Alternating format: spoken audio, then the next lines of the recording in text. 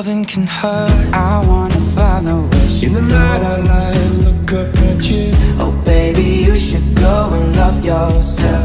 I'm falling again, I'm falling again, I'm falling. When I see your face, I've been losing sleep, dreaming about the Objek wisata Pantai Arcina atau Pantai Osina terletak di Desa Livuleo, Kecamatan Kupang Barat, Kabupaten Kupang.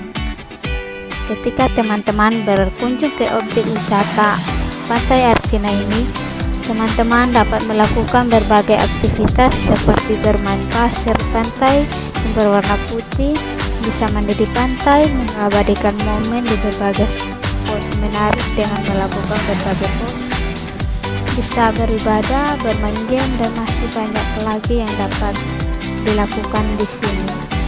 Untuk sampai ke tempat wisata ini bisa dengan kendaraan roda 2 atau roda 4, dan kira-kira membutuhkan waktu kurang lebih 1 jam. Untuk masuk ke tempat wisata ini, pengunjung membayar 2.000 per orang. Untuk kendaraan roda 2 membayar 2.000 dan untuk roda 4 5.000. Kondisi jalan ke tempat wisata ini cukup mulus, tapi masih ada jalan yang rusak atau bebatuan.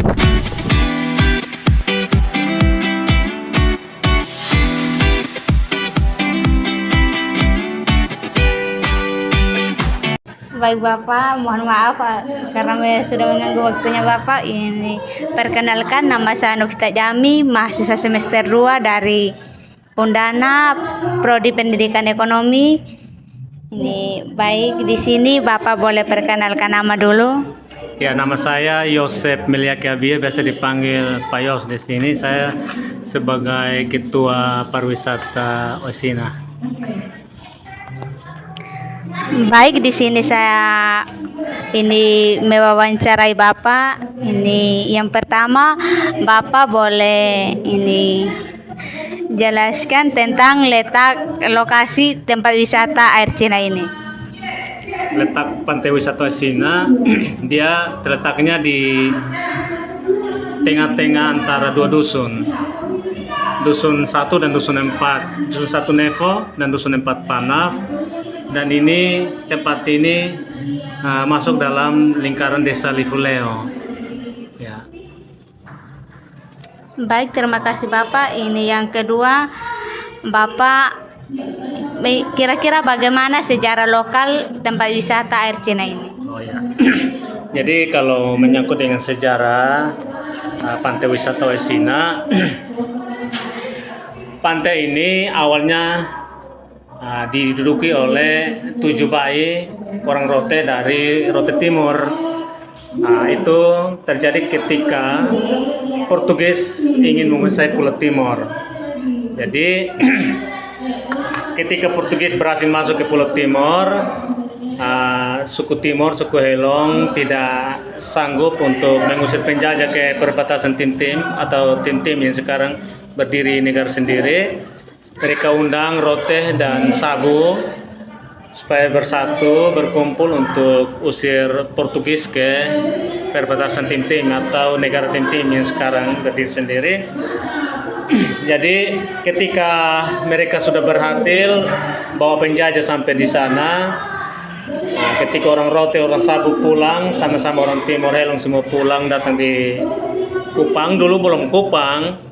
Dulu nama Kupang ini dikutip dari Raja Helong, yaitu Laibikopan. Jadi ketika datang Raja Timur, Raja Helong bersepakat supaya saudara dari Rote dan Sabu tidak boleh kembali lagi ke kampung halaman, tetapi kalau bisa sama-sama tinggal di tempat ini supaya mereka bisa jaga pulau ini. Jadi akhirnya orang Rote, orang Sabu yang sudah membantu saudara mereka itu Raja Timur, Raja Helong sudah berhasil. Akhirnya mereka tetap tinggal di sini. dan keputusan itu mereka harus tepati setiap pesisir pantai. Jadi kalau setiap pesisir pantai, ukuran dari pinggir pantai sampai di gunung itu kurang lebih 9 sampai 12 pal.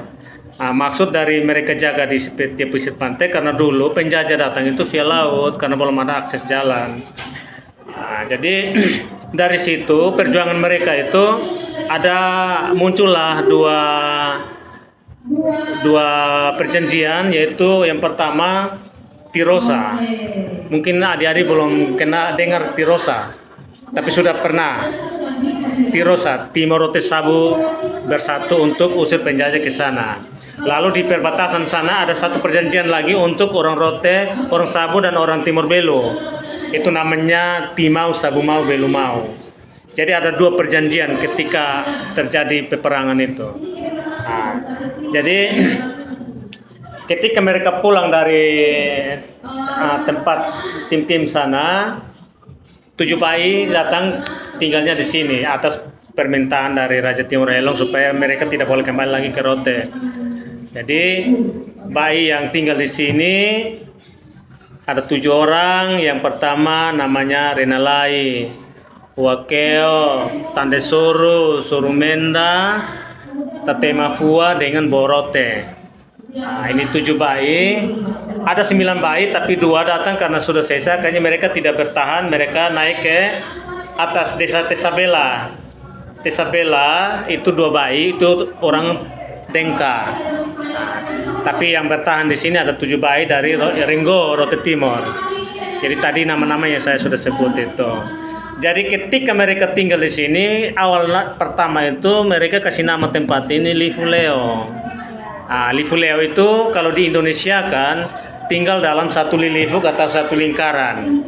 Mungkin saya bisa kasih contoh, kalau di pantai, di dalam laut itu kalau air pasang surut, ada legong-legong kecil, nah itu orang Rote sebutnya lilifuk. Nah, kebetulan tempat ini juga agak di legong, dan mereka namakan tempat ini Lifuleo. Jadi ketika rubah status dari masa Temukung sampai ke desa, maka desanya tetap pakai desa Lifuleo sampai sekarang. Lalu nama kedua, kenapa dia disebut air Cina atau Oesina? Nah, ini yang saya harus kasih tahu. Ketika mereka tinggal di sini, mereka bersepakat galing satu sumur yang tadi ada pasang itu sumur tua, sumur sejarah itu. Jadi sumur itu ketika mereka sudah selesai galing, mereka tanam satu jenis pohon beringin yang daunnya bentuk harten.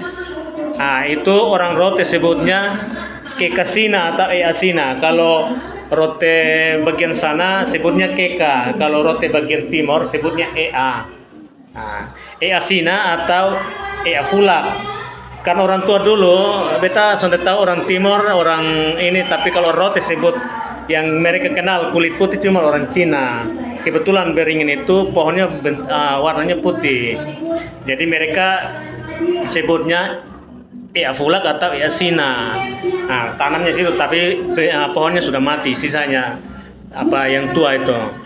Jadi dari situ mereka sebutnya Oe Ea Fulak atau Oe Easina. Sina itu sudah mencakup ke putihnya. Nah, jadi karena beringinnya sudah mati, akhirnya lama kelamaan nama pohon itu dihilangkan. Sisa hanya air dan Cinanya, putihnya. Ya sudah, mereka terjemahkan ke bahasa Indonesia air Cina. Nah, jadi pernah tahun 2000 berapa itu orang Cina datang sengaja mau mengklaim ini tempat. Tetapi ada orang tua termasuk bapak saya yang sudah almarhum. Beliau juga tahu sejarah. Jadi beliau hanya bilang sama orang Cina itu, "Pak, jangan marah. Sejarah nasional Indonesia tidak mencatat orang Cina menjajah Indonesia. Jadi kalau sebut situs-situs orang Cina sini tidak ada. Yang berhasil menjajah Indonesia ada 6 negara, tapi yang berhasil masuk Pulau Timur ini ada 3 saja. Belanda, Jepang, sama Portugis. Nah, jadi kalau ini negara-negara ini yang sebut situs-situs di sini oke, tapi kalau orang Cina jangan marah, tidak ada. Baru secara logika orang Cina itu hidup di mana mereka berdagang. Dulu kan di sini hutan, tidak ada akses jalan. Bagaimana mereka bisa masuk ke sini? Baru tidak ada dermaga di sini. Dermaganya cuma di sana, di Tanoh itu juga belum ada dermaga, hanya parkirnya di pinggir pantai. Nah, jadi dari situ tempat itu disebut Oesina. Tapi karena ada yang terjemahkan lurus ke bahasa Indonesia yang Arcina. Jadi kadang ada yang bingung, Arcina dengan Oesina ke mana? Itu sama. Karena ada pernah pengunjung tanya, kalau pantai Arcina di mana dan Oesina di mana? Saya bilang itu sama. Oe itu air, Sina itu putih.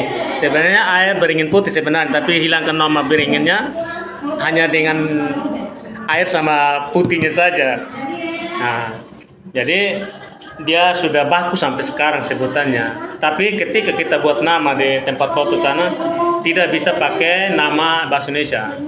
Harus pakai nama baku dari orang Rote yang waktu kasih tempat ini, nama ini. Jadi namanya tetap Oesina, Pantai Oesina. Pantai air, sebenarnya air beringin putih sih sebenarnya.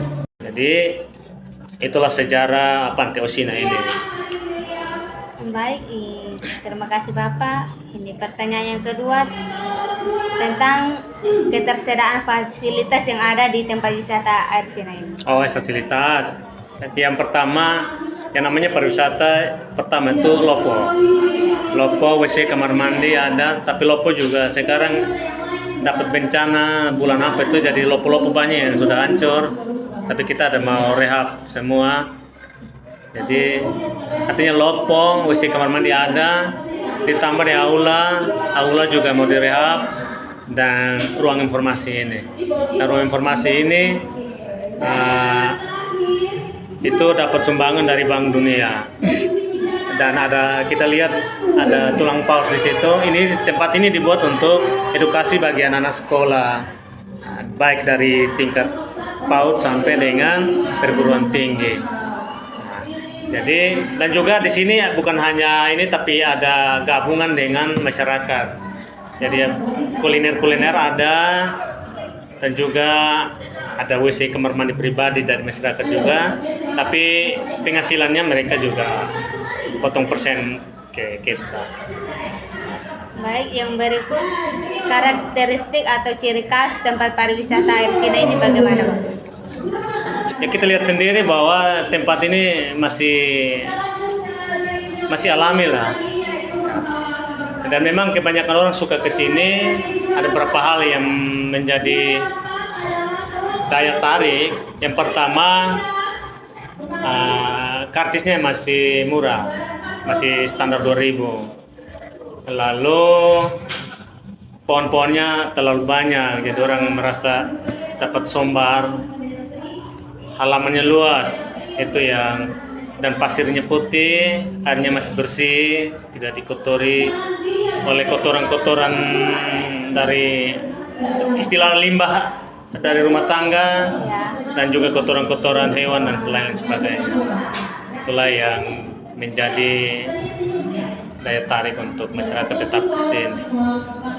Baik, pertanyaan yang berikut, ini siapa pengelola pariwisata ini, Bapak? Kalau untuk yang punya hak mengelola wisata ini adalah pemerintah desa. Jadi pemerintah desa di bawahnya ada BUMDes, Badan Usaha Milik Desa. Lalu dari BUMDes itu ada berapa unit, salah satunya adalah pariwisata ini. Jadi kita bertanggung jawab ke BUMDes, nanti BUMDes bertanggung jawab ke pemerintah desa. Ya, yang berikut, ini bagaimana peran masyarakat sekitar untuk pengelolaan pariwisata ini dan untuk pengelolaan sampah? Kalau peran masyarakat dari awal kita sama-sama bekerja, saling mendukung. Jadi karena ini dikelola oleh pemerintah desa, ya sudah tentu harus masyarakat terlibat. Jadi tempat ini dirintis dari tahun 2015 pembersihannya. Mulai masuk tahun 2016 sudah mulai penagihan sampai sekarang. Tapi jujur bahwa saya yang baru jabat 2 tahun ini, saya ganti yang lama. Yang lama, ketua lama itu kampungnya di sebelah. dia yang sekarang ganti apa, dia sebagai direktur BUMDesnya, saya yang ganti dia sebagai ketua pariwisata Topografis. Ya, terima kasih Bapak. Kira-kira hanya itu saja pertanyaan yang dapat saya tanyakan ke Bapak. Yang terakhir, saya di sini boleh memberikan usul dan saran Bapak Ya. untuk tempat pariwisata ini. Saya memberikan usul dan saran untuk tempat pariwisata ini tentang penanganan sampah Bapak. Oh iya. Ini tempat di sini masih terlalu berserakan, maka dari itu Bapak boleh ini memperketat penanganan sampah di sini sehingga pengunjung atau masyarakat sekitar di sini ketika datang mereka harus ini membuang sampah pada tempat yang telah disediakan begitu Pak. Jadi mungkin itu yang bisa saya jelaskan ke si adik-adik. Ya, baik, terima kasih banyak Ya. Bapak. Maaf Ya. sudah mengganggu Sana waktunya Bapak. Bapak.